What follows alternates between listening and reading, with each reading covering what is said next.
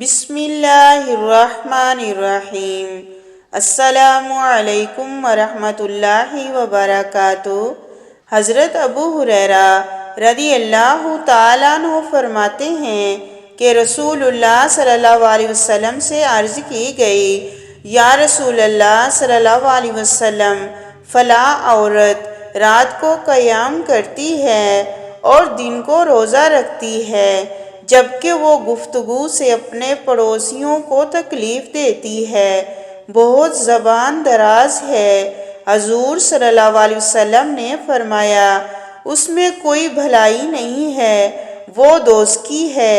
یوں ہی ایک دوسری عورت کے بارے میں عرض کی گئی، یا رسول اللہ صلی اللہ علیہ وسلم، فلاں عورت صرف فرض نمازیں پڑھتی ہے، صرف رمضان کے روزے رکھتی ہے اور پنیر کے ٹکڑے صدقہ کرتی ہے، اس کے علاوہ اس کی کوئی خاص عبادت نہیں، وہ اپنی زبان سے کسی کو تکلیف نہیں دیتی۔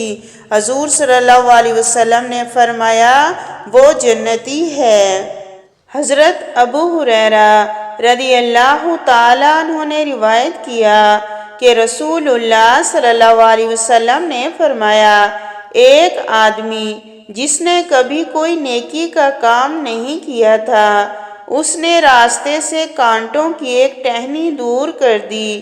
یہ ٹہنی یا تو درخت پر تھی کہ اس نے کاٹ پھینکی، یا راستے میں پڑی تھی اور اس نے ایک طرف ہٹا دی، تو اللہ تعالیٰ نے اس کا یہ عمل قبول کر لیا اور اس کی وجہ سے اسے جنت میں داخل فرما دیا۔